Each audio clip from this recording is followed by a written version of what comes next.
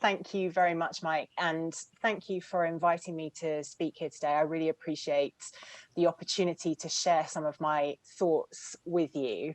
I just wanted to begin by telling you what I do, because I have a made-up job and it's very specific. So I go into an average of 3 schools a week throughout the UK and increasingly beyond throughout the world. And when I'm in there, I deliver talks on mental health and related issues like academic anxiety and exam stress, body image, friendship difficulties, and transitions, whether that's transitions from college to uni or from education to work. But I also conduct research predominantly with 14 to 18-year-olds. And the aim of that research is to find out what their day-to-day mental health challenges are. Because when it comes to mental health, I think there are 3 distinct strands. And there's this middle strand that my work is very much concerned with that's often missed from the conversation. So people always quote that statistic, 1 in 4 people will experience a mental health issue. That's the way they say it. The statistic is actually, in any given year, 1 in 4 people is currently experiencing a diagnosable mental health issue, which is a very different thing. And over the course of a lifetime, experts actually think it's much closer to half of us who will experience a diagnosable mental health issue. So you've got that on the one side. I think over the past 5 years or so, we've got a lot better at acknowledging that 4 in 4 of us have got a head with a brain in it, and therefore we all have a status of mental health, and that it's something we can nurture and monitor in the same way as we do our physical health. And that's great. And then my work is concerned with, I suppose, if you were going to draw an equivalent with physical health, it would be things like hay fever and flu and muscle strain. These are things that can have a really profound impact on your ability to focus and concentrate and perform at work and perform academically. They can affect your behavior and therefore your relationships, but you wouldn't necessarily go to the doctor for them. And what I'm trying to establish is, what are the equivalent protocols when those mental health issues arise? So that's what I do. And I've been doing this for a very long time now. It would be 13 years in September. And throughout that 13 years, what I've discovered is you really can't take an interest in the issue of mental health without also having an interest in equality. Because when you look at the statistics, there are very distinct patterns in the ways that mental health issues affect different demographics in society. And it is related to things which might broadly fall under the umbrella of identity, things like race, sexuality, and gender. And as a high-profile feminist, people are often very surprised to learn that I am a member of an organization called the Men&Boys Coalition.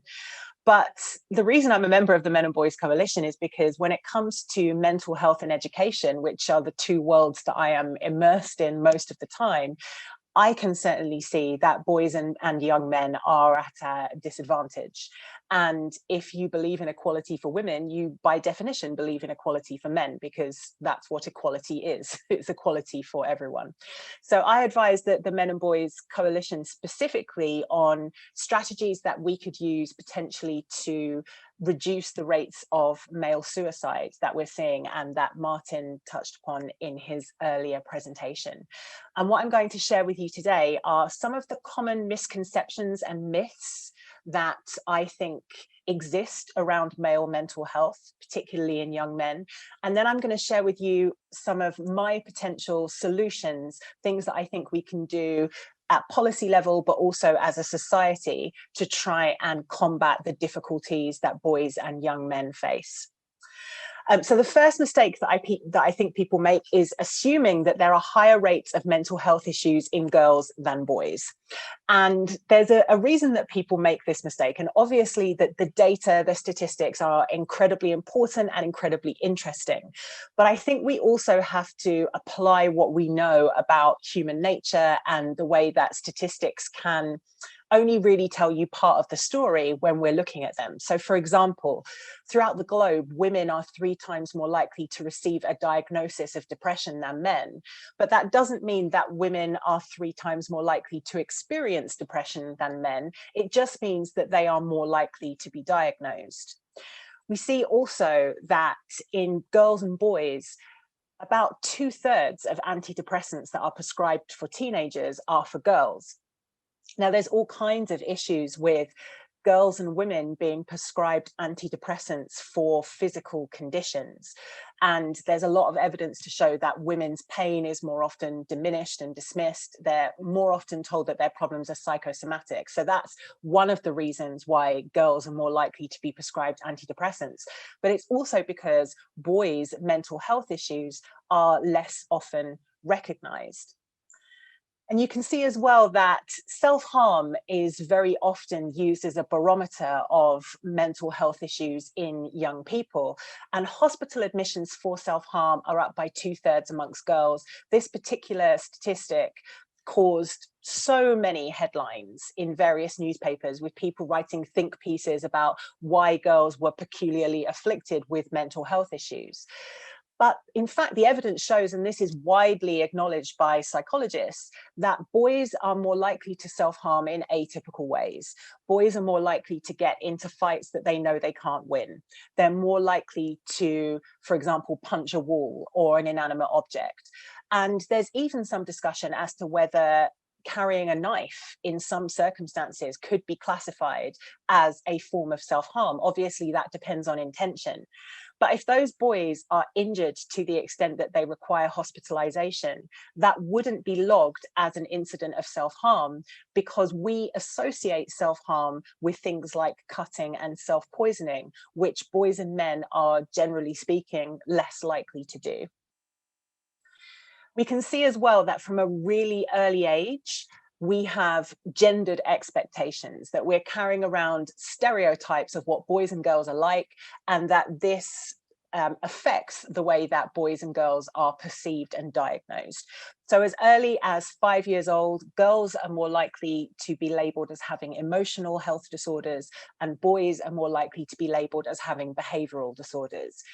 Now, my sense is that probably those girls and boys are experiencing broadly the same thing, and they're probably showing similar symptoms. But because the adults around them have very definite ideas about what boys and girls are like and what's more likely to be going on with them, they're being labeled as having different issues from a really early age. And because that will be logged and recorded, that's going to follow them potentially right through their education. We can also see that there is a huge discrepancy between self-expression of mental health issues and those expressed by parents between different genders. So girls are more likely to self-report having mental health issues than their parents are to be aware that they're experiencing mental health issues. And with boys, it's the other way around. Their parents are more likely to suspect that there's something going on with them, but they are not reporting. Now, I'll look later as to, I think, and Martin actually mentioned this in his presentation, that it's a bit of a myth that men don't talk about their mental health. Certainly young men, I think it's definitely a myth that they don't talk about their mental health, but they are certainly less likely to report in the typical ways, which is what this is effectively measuring. So I think it's a mistake to say that young women and girls are more likely to experience mental health issues than boys and young men. As I'll come on to later, what I do think is happening is that boys and young men are flying under the radar. And part of the reason for that is because there is so much victim blaming that goes on. And this is the second mistake that I think people make. So we know that men are up to 3 times more likely to die as a result of suicide than women. And the typical wisdom tells us that that's because men don't talk, men aren't going to their GP, men are self-medicating with drugs and alcohol. And there's a little bit of truth in that, but as the picture is much more complex, as again was touched upon in the previous presentation. But what that's resulted in is you see all of these mental health campaigns where the message is men talk, or have you thought about talking? So we see things like this from the NHS, real men talk about their mental health. Now that to me is classic victim blaming. It's asking the person who is disproportionately affected to sort out their own issues. It's telling men that it's their fault that suicide rates are higher amongst men than women. And I don't think that it is particularly helpful. I don't think headlines like this are particularly helpful either, because it's much more useful, in my opinion, to look at the culture and society that boys and men are immersed in and growing up in, and ask ourselves, what are the conditions that boys and men exist in, which mean that they are less likely to feel that they are able to talk, or perhaps are talking and aren't being heard or aren't being listened to, rather than that very simplified message of men, you should be doing more talking. And that brings me on to mistake number 3, which is assuming that young men have the same social cues around masculinity as their forebears. Because when I do research with young men in schools, they tell me that they are very comfortable talking to their peers about their mental health, and they are very comfortable supporting their peers if they come to them with a mental health problem. They recognize that men are less likely to talk than women, but they think that that rule applies much more to their fathers and their grandfathers' generation than it does to them. So in terms of what's happening there, I think there's 2 things. First of all, that the boys and young men that I speak to are far more likely to talk in environments that perhaps people wouldn't think that they would talk about their mental health in. And I'll come on to what those environments are in my solutions in a minute. But that's because of this key human psychological need of belonging. So in those environments and situations where those boys and young men feel that they belong, they feel that they're not being judged, that's when they open up about their mental health. And it might not be to a school counsellor or to a GP or to their teacher or to their parents or the people who are perhaps waiting to be on the receiving end of those disclosures.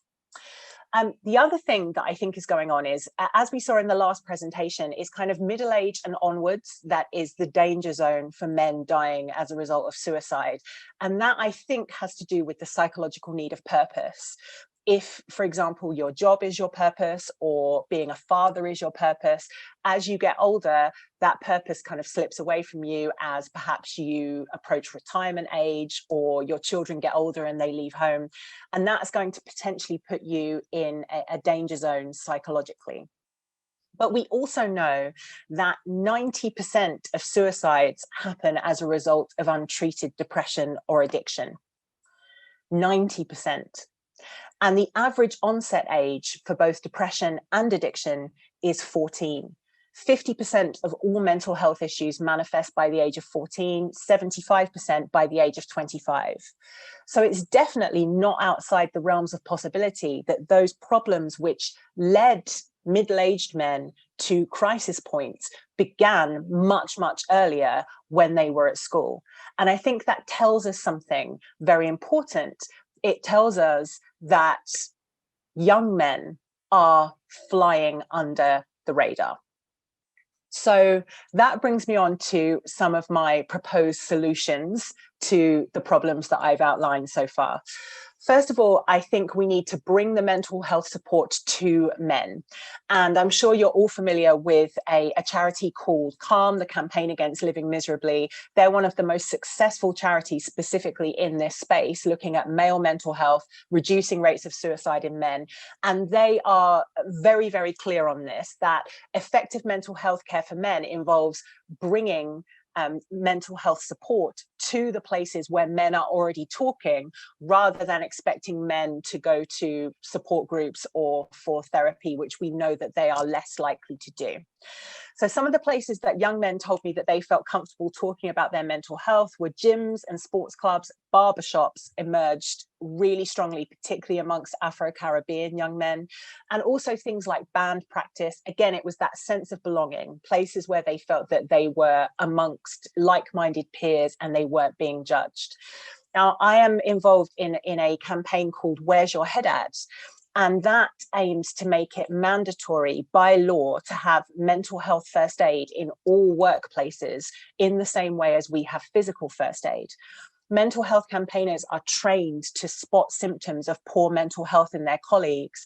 They're trained in what to say and in what not to say, and to signpost to appropriate sources of further support, information, and advice.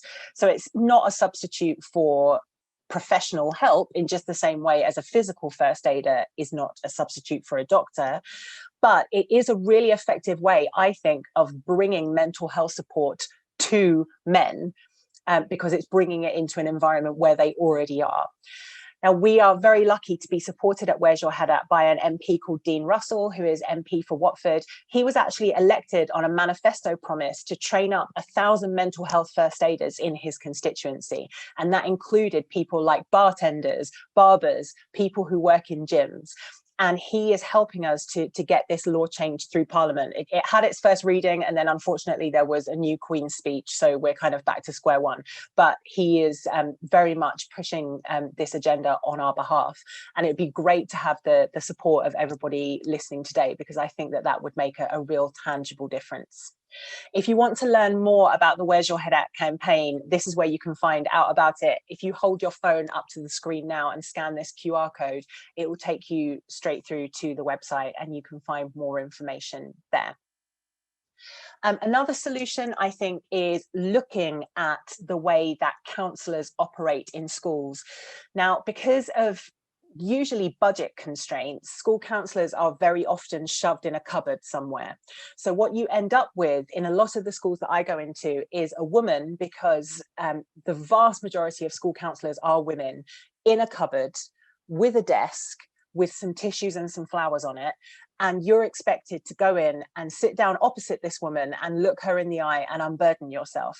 And there is a certain type of young person who will relish the opportunity to do that, but they are more likely to be a girl, in my experience. There is a certain type of young person who will avoid that particular scenario like the plague, and they are more likely to be a boy. So I think we need to rethink the role that counsellors are playing in schools. I think every school should have a school counsellor. I think every school should have 3, if we have the resources and budget for it. But I think we need to rethink how they are operating in schools. First of all, some of the schools that I go into that have the highest uptake of counsellor appointments by boys and young men, they call them guidance counsellors as opposed to mental health counsellors. And you can book an appointment with them for anything. So it could be for careers advice. It's not necessarily for a mental health issue, and nobody knows why you're going. And that takes away some of the stigma. Also, in some of the schools that I go into, you do an activity alongside your guidance counsellor. So you can walk around the school grounds, for example, and there's lots of evidence to show that for boys and young men in particular, shoulder-to-shoulder communication is much more effective. It takes away some of the awkwardness and the intensity. And also introducing an activity that you're doing alongside each other, it's a way of bonding. It also papers over some of the awkward silences. So if somebody is a little bit unsure maybe, or ambivalent about opening up, gives them an opportunity to really think about what it is that they want to say. So that's another thing that I think would be really helpful. I also think that young men need to see how it's done, how to emote like a man, how to speak about mental health issues like a man. There's some really interesting evidence. You see that they've done experiments in primary schools where they've asked very young children to list their emotions. And girls will generally have, from the age of 5, about 7 or 8 emotions that they will experience regularly. And then that list continues to get bigger and bigger as they go through school, whereas boys are oscillating between happiness and anger. Those are the only 2 emotions that they will self-report as having. And it's not that boys are inherently different emotionally to girls. It's not that they don't know the words. It's that they're being socialized in such a way as to believe that certain emotions aren't appropriate for boys and men, because they don't hear the boys and men in their environment talking about having those feelings. They don't see them manifesting those feelings. So it's really important for them to have role models. And the great thing about social media, I know social media gets a bad, deserved in some respects, bad reputation when it comes to mental health, but it does give them access to role models that can show them how it's done. And I've showed you some examples on the screen here. Alex Holmes wrote a book called Time to Talk, which is all about men and mental health. Professor Green, obviously a rapper, one of the most masculine jobs that you can have, very, very open about not only his mental health, but also his role as a new father as well. And Leon Mackenzie, who was a professional footballer and boxer, again, existed in a very masculine environment, and now talks about his experience of having had depression. I think people like this are incredibly important in making the conversation a little bit more inclusive, because the conversation is dominated, the mental health conversation is dominated by people like me, middle class women. And I think those of us who have a platform have a kind of obligation to share that platform with different voices that make the conversation a little bit more inclusive. So these are the kinds of people that I would signpost to when I'm going into schools. And then I think we need to challenge the media narrative. I am the founder of a campaign called the Mental Health Media Charter. And as the name would suggest, we exist to scrutinize the way that mental health is reported on in media. We have a small online community of about 5,000 people, and we regularly temperature test them. So we do polls, we invite them to submit their experiences, and we also advocate on behalf of people. So to give you an example, there was a couple of years ago, there was a young man called Archie who tragically took his own life during his first term at university. And those that knew him well knew that whilst he hadn't been diagnosed, which again we know is very common in young men, he had been struggling with his mental health since he had started secondary school, so since he was 11 years old. So almost a decade of having experienced mental health issues before he got to university. Now that transition from school to university is a measurable point of vulnerability when it comes to mental health. So like millions of young people, his mental health got worse when he went to university. And as I say, tragically, he died as a result of suicide. But it was reported in the Daily Mail as young man kills himself after losing his phone. Now, it was true that he lost his phone earlier that day, and it may be that that was a contributory factor, but it wasn't the reason. And the headline very much made it look like that was the reason. And that was very distressing for his friends and family because it oversimplified what had happened to him. We would advocate on behalf of people who feel that their stories have been misrepresented. So that's the kind of thing that we do. And at the moment, I am looking at the way that Prince Harry has been portrayed in media. So we see an example of a particularly bad headline in front of you, where it suggested that because he is in touch with his emotions, because he's had therapy, because he's faced up to his past trauma, he's somehow gone from bloke to woke.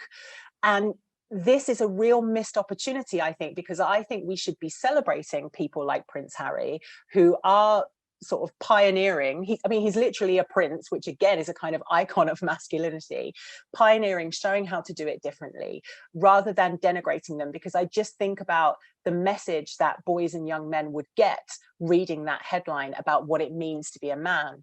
And I think that it's incredibly damaging. So another thing that I think we can all do is to challenge the media narrative.